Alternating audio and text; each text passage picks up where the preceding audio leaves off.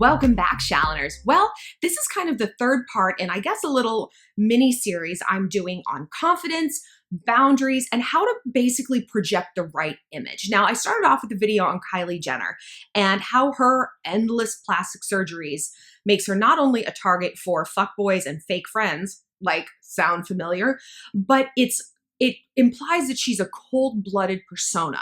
She can't regulate her own self-esteem, so she needs constant validation from the outside to give her what she needs, like a cold-blooded animal. Conversely, yesterday's video was about Rihanna and how she's the opposite. She's a bad bitch. She is a warm-blooded animal. She doesn't need everyone constantly telling her she's hot. She doesn't need to post the selfies, do the Facetune, Photoshop, plastic surgery. She doesn't need it. She regulates herself. And so I pegged that video to how we can take that sort of like big dick energy really into our own lives, especially dating. And especially if you keep getting the feedback that you're intimidating to guys, and how we can reframe, lead with the sweetness, and kind of come across a bit more authentic, because doing the whole like intimidating thing, I'm leading with my resume, I'm talking all the time, it's not actually confidence, it's insecurity. But a lot of you guys gave me a really interesting note. What if I'm the opposite? What if I'm actually kind of a pushover?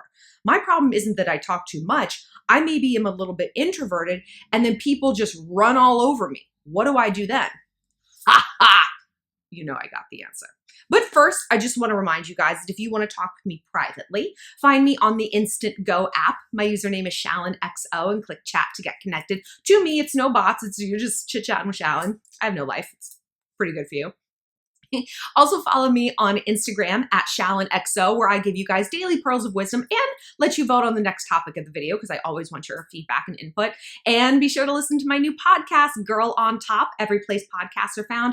And on the podcast, I answer the best questions you guys submitted to me over the course of the week. So kind of tiny little dives. So the reason we have Kylie and Hailey Baldwin on the thumbnail today is because I asked you guys on Insta, who do you think of as like a celebrity pushover? And by and large, you guys said those two. And it's funny because on paper, these girls have it all, right? They're young, they're beautiful. You guys know I love Hailey. I mean, I love Hailey. Is she the reason I got bangs? Maybe a little bit. I love her. Anyway, yeah, they have it all. They have thriving careers. They're beautiful. They have like strong bonds with friends and family. And they've got dudes, right? Hailey's obviously married to Justin Bieber. Kylie has baby daddy Travis Scott. And she's got, I mean, an adorable little baby. Ugh, I love that little thing. Gotta get my hands on that baby.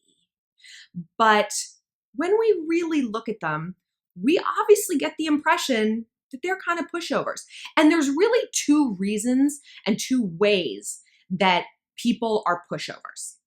So the first way is that it's just easier to give in to someone or a situation than to fight back and stand up for yourself. And the second way people are pushovers is that they're afraid of the outcome. They've catastrophized standing up for themselves, and so they just completely capitulate. And Hailey and Kylie embody both of these, right? Hailey is definitely the avoidant pushover. And before I get into this, I want to say that like being a pushover is not a 360 kind of thing. Like when you guys were messaging me this, I was like, I don't know. I can't do a video on this. I can't relate. I'm not a pushover. I'm the opposite. I'm like kind of aggressive. And then I'm like, oh, really, Shallon? Really? Remember that happy hour where you didn't want to have chips and guac because you didn't want to do the chips? And who ended up eating chips anyway? You did, coward. I'm a guac coward, okay? And I was like, that's how being a pushover is. It's not the entirety of your personality. You're not just this like jellyfish person giving in right and left. But we all have areas that I call like micro breaches that we like give in chronically for one of these two reasons. And for me, it's like, it's partying and eating. You know, like I can stand up for myself in a relationship. I can stand up for myself like in a toxic friendship. But if someone's like, Shallon, we're drinking, I'm like, okay. You know, like I just feel like I have to give in. Oh, sorry, I have to move. Part of it, that stems back from my childhood. There was a lot of like tension in my family with two of my family members. They're wonderful people, but they just did not get along. They were just different personalities. And so I was always left playing the peacemaker and like, like just having to like hype everyone up and get the party started and everyone having a good time. Woo! And so I've taken on that role as an adult. Like I'm the party maker. And so I feel like if I show up to something and it's like, guys, I'm not going to drink today, or I'm doing keto. Like I don't want to eat all the bad stuff. I feel like people are going to be like, then get out. Like, what is my role then? No one's going to like me if I'm not playing this role of like the court jester. Lester the Jester. I made the unfortunate mistake of going that one Halloween when I was in 4th grade. Never lived it down. Don't do that. Make sure a costume doesn't rhyme with your name before you wear it. So for me, that's really my weak spot. And it sounds silly, but it isn't, because it keeps me fat and it keeps me poor. And like now that I've reoriented my life around YouTube, it's like, I got to be up in the morning, not hungover, doing things, recording. Like I'm my own boss and I got to self-start. So it's like, I really have to get a hold on this pushover behavior because it has a domino effect in the rest of my life. And I guarantee it does for you guys as well. So like I said, there's 2 reasons, either it's easier to give in or you're afraid of the consequence. So let's focus on the easier to give in. That to me is Hailey Baldwin to a T. I've said before, I've done a lot of videos about her and Justin, and I think they're a cute couple. Like I want them to work, but they are such a chaotic couple. I always say you can't be half of a whole in a relationship if you don't know what half you are. And Justin Bieber doesn't know what half he is. He is, every day it's a new thing. Depression, anxiety, drugs, blah, blah, blah. Like he is a ball of chaos. And Hailey is much more grounded. She was homeschooled. She did ballet forever. She's a very centered person. Like I kind of get that impression from her. But her relationship with Justin almost precisely mirrors her parents' relationship with each other. Her dad, whichever Baldwin is, Stephen? Sure. Is like a career alcoholic and drug addict. Like he's in AA, blah, blah, blah. He's also a born again Christian. Can you imagine being stuck in an elevator with this man? Why not add a layer of veganism and CrossFit and make him just the most annoying person on planet Earth? Because people involved in any of these things never shut up about it. So he's always been like chaos. Like they got their house repossessed, they're broke. And her mom, by all accounts, is like rock solid. So Hailey views marriage as man in chaos, woman holding it down. And no matter how bad it gets, you don't leave. And this is normal. And this is what's modeled. And women give. And the man takes. And that's just the way it is, So for her to push back on that and to say to Justin, I'm tired of fucking hearing about it. Cowboy up or get out. It's easier for her. And by easy, we mean familiar. It's familiar to her to capitulate and make it all about him. Right? So she's a pushover in that category. I've heard through my sources that he really wants a baby and that she doesn't. She does, but she is like underweight. And so her doctors want her to gain like 10 pounds. And she's like, if I gain 10 pounds, my modeling career is down the tubes. And Justin's like, well. So I think it's really going to be interesting to see what actually happens. Like, will she capitulate? Will she be the pushover and give in to what her chaos husband wants? By the way, Justin, you don't need a baby right now. You don't need a baby in like 5 years. You are the baby. You are the baby. You are Hailey's child. So she's already a mom to you because you are combat ineffective, as we say. So that's kind of Hailey's thing. And I think a lot of us do that, especially in close dynamics and family things. Like it's just easier to give in. Just fine, mom. Fine. I will do that. Do it with your siblings. We do it at work a lot of times. And that's not incorrect. Like at work, it is kind of easier to give in because like, that's kind of what they pay you for. If you're not the boss, like I've said before, a phrase I love is you can either be right or you can be happy. And ideally those things walk hand in hand. You're right and everybody else is happy. A lot of times it isn't. If you're in a fight with someone and you know that you could just keep arguing and argue them into the ground and you could be right, or could let it go and move on and repair the relationship and be happy. As an adult, that's kind of what you have to do. And it sucks sometimes. So people who are pushovers in that category, they default to happy and never to right, to the point that they're not sticking up for themselves. They're going against their boundaries. So let's look at the other kind, the Kylie Jenner kind, the fear-based pushover. Now, I said before, Kylie is a cold-blooded animal. And it's so funny because we look at her and we're like, but you're so successful. You clearly have such a grip on what you're doing in so many categories. And yet there's this element, there's this vibe from you that like, you are such a pushover in your relationships. And she's even done like episodes on this, you know, in her barely watchable reality show, like where she was letting her employees take advantage of her or her friends were taking advantage of her. And, you know, she had to put up boundaries. So, and that's just part of growing up, like totally, you know, when you're 20, of course, you're like, this is new territory to you. Certainly when you're running your own company at 20, but I think it's emblematic of her personality in general. And a lot of you guys suggested Kendall also. I just find Kendall super boring and I don't like to talk about her because her personal life is like, what even is it? I think she's lesbian, but whatever. So Kylie is making fear-based decisions. She is hanging on to Travis Scott, who not only cheats on her, I've said this in other videos, he flaunts the cheating to the point that he brought his side chick, one of his side chicks, no one has just one, brought her to the birthday dinner Kylie threw for him. And you know why he did that? Because consciously or unconsciously, he knows, what's Kylie gonna do? She's not leaving.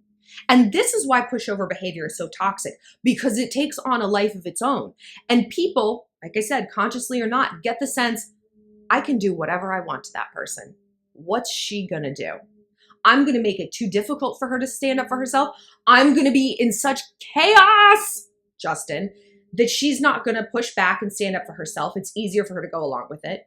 Or I'm going to terrorize her into like, well, if you don't do, I'm going to leave. I'm going to leave. I can go out and get any bitch I want. Look at this. Look at this DM. Look at this girl flirting with me. Look at this girl on stage, what she did. He's terrorizing her into staying quiet and to being a pushover. So what can we do in our personal life to avoid this? Either in the macro with a shitty baby daddy or a husband, or in the micro where you're out of happy hour and you don't want to eat the chips. I think a lot of us need to sit. I mean, one of my favorite emotional exercises is my worst case scenario, my doomsday scenario fantasizing. Whenever I'm like, I can't do something, I'm afraid. I'm like, Shallon, let's break down what the actual worst case scenario is, okay? Let's go back to the chips and guac. Say I sat there and I was like, guys, I'm not eating the chips. Order it if you want, just keep it on the other side of the table. My friends would be like, oh, come on. You're not drinking. Ah. And what did I think was going to happen after that? They were going to be like, excuse us, we have to have a private meeting without you. And they would like vote in some weird friendship tribal council, like, you're out of the club, Shallon. You're no longer a tit friend. Bye. And then no one would speak to me again. And then I would have no friends and I would roam the earth alone forever. And then I would die alone and be eaten by wolves and no one would discover my body for 10 days because I didn't want chips or a margarita. Does that sound realistic? No, it doesn't. No, it doesn't.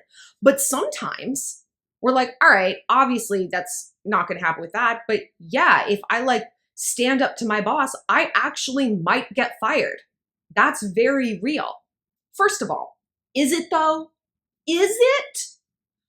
Getting fired is actually like kind of rare. And if you're standing up for yourself, like in a valid way, like for your rights, for the rights of others, for things that you're owed, for like logic, and you do get fired, girl, you need to be out there anyway.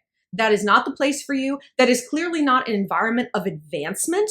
You know, like you were never going to get where you wanted to go. If you can't speak up and stand up for yourself and others, there was a dead end anyway. You just didn't know it yet. You were going 90 miles an hour towards a brick wall. And it's finally time that you saw that. We got to walk in the light of the truth. You know, when I left my job, it's like, it was scary, but I'm like, I had to get out of there. This was not the place I needed to be. And again, what's the worst case scenario?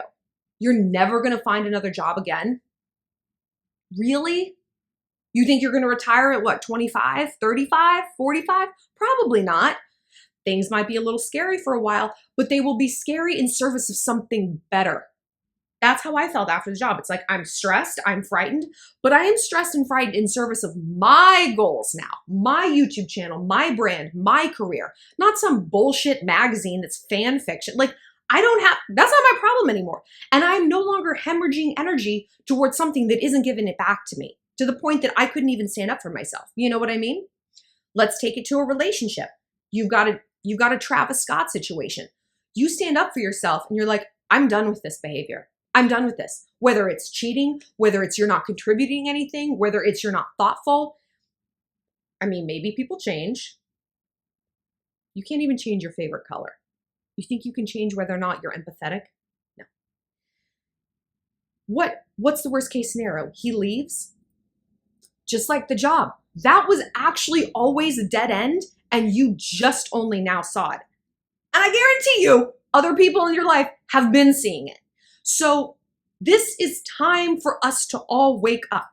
Either the worst case scenario is ridiculous and unlikely, or it is something that needed to happen sooner rather than later so that we can walk in the light of the truth of what reality actually is, make decisions for our life based on reality, not a fantasy, not a, well, it might get better in the future, blah, blah, blah. We're deluding ourselves. We can't change what we don't acknowledge. And taking anxiety to that true worst case scenario place is acknowledgement, and acknowledgement is growth. So here's how you set boundaries, right? Here's how we do this. Number one, we do the worst case scenario thing. Number two, we decide our boundaries. Because here's how something like this manifests in dating. It's the micro breaches. I used to be involved with this dude. Let's call him Tucker. That's his name. And he was so hot and like pretty good in bed. And the worst person, like literally, he looked like an angel and he was a demon inside. He was a monster. He was a monster. And he would always want me to come to him. Never would come to my place. And I'm like, I live in Brooklyn. You live in Midtown. That's like far. I mean, not super far, but far, too far for a lady to go. And he's like, but you came here last time. And I'm like, ugh. I was the one who did the micro breach, you know? And so I know a lot of you guys encounter this with guys. It's like, they only want to meet where it's convenient for them, when it's convenient for them, on the weekday. And you actually have to be up tomorrow morning for a presentation. And he wants you to come to him. And you don't want to spend $30 on an Uber going all the way across town. A lot of these kinds of things. And we give in the micro capitulations, the micro breaches. We're like, okay. And what does it get us? A marriage? A wonderful relationship? No, of course not. Of course not. It gets us what it got Kylie, a fuckboy. Because they see now what they can do. They see now how far they can push us in certain categories. And a bad manipulative person, the person who would make us come to them, orient everything around them in the first place, doesn't just stop there. They're like, I bet I can get her to suck my dick and never talk to her again. I bet I can get her to send me nudes. I bet I can get her to pay for the date. It's a slippery slope, and we know that unconsciously, and that's why when we do it, we get so mad at ourselves, because we're like, now the gates have opened. Now the hordes have come through. They're storming the castle walls. I can't stop this. So boundaries are important to set really super upfront, and we do that by deciding beforehand. Chips and guac. Next time, I tell my friends, I text them all, hey, just FYI guys, tonight, I'm probably not going to drink. And you don't have to make up a big old song and dance. I used to be like, I'm on antibiotics and I'm studying to be a nun, so I've taken a vow of chest. I don't want to. I don't feel like it. I have to get up early. Whatever the actual reason is. I feel fat. I feel poor. I don't want to. And like, let it lie. Just let it lie. Don't shuck and jive. Try to explain yourself. Let it lie. Because silence is power. Silence is power. A guy says, come over, LOL, you up? That silence you give back, that non-response, power. When people don't like something,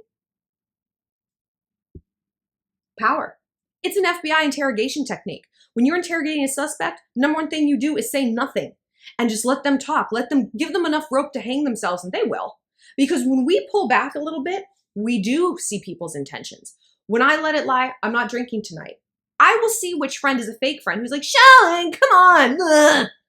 And it's not that people are fake friends, and it's not that they're bullies. Toxic people and micro bullies can actually love you very much. They just don't have your same goals in mind. They don't have your same boundaries and, standards. And that's okay. Everyone's different. But that's why we have to stick up for ourselves, because we can't expect other people to do it because they're not coming from that same place.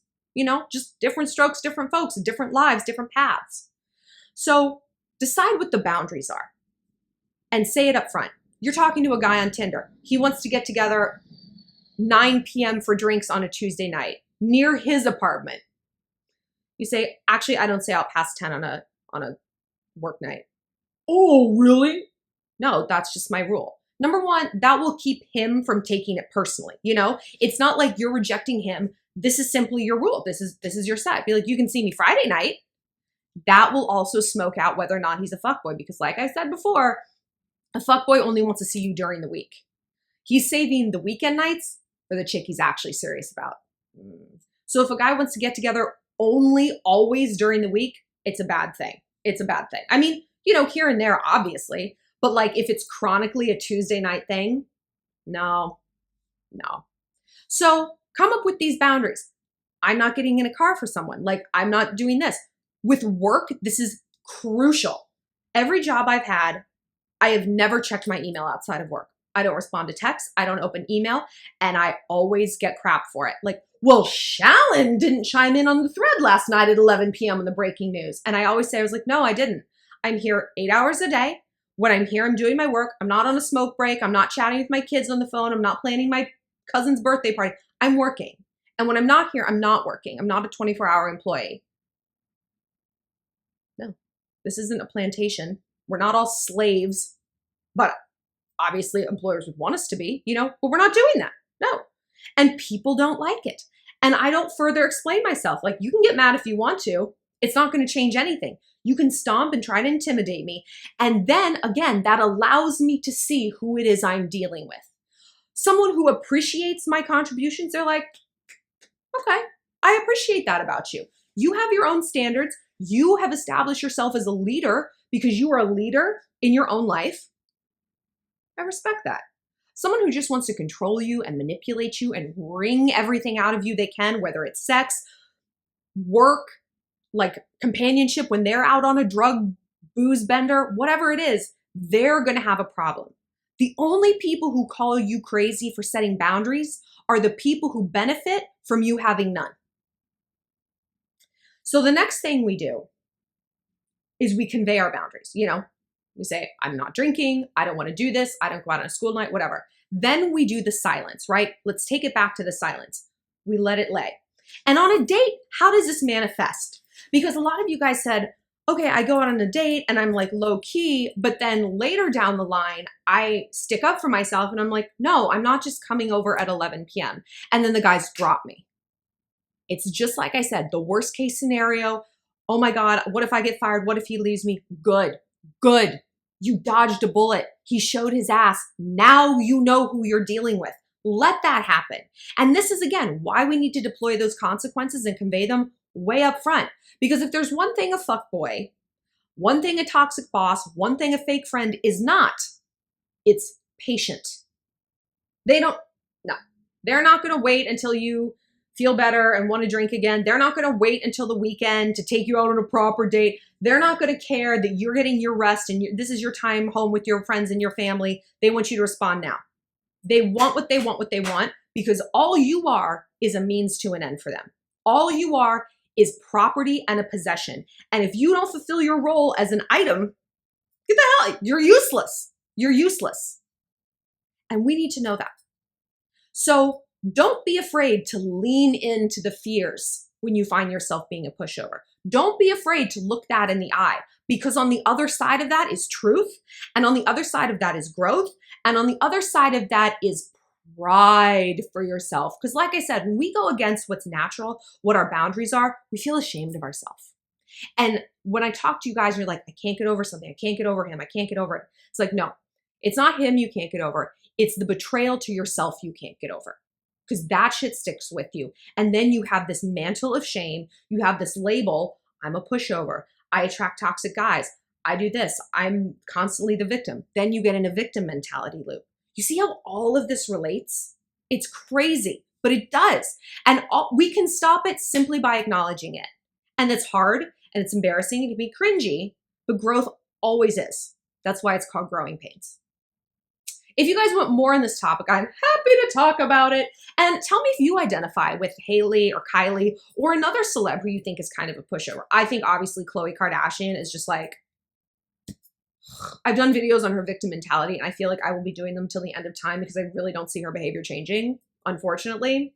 I don't think she's going to date like, you know, a laid back dermatologist. Don't see it happening. It's almost basketball season again, KK. You'll be right back out there. For more, click like and subscribe for new videos every day. And like I said, listen to my new podcast, Girl on Top, every place podcasts are found. And follow me on Instagram at ShallonXO. And if you want to talk privately, find me on the Instago app. Around.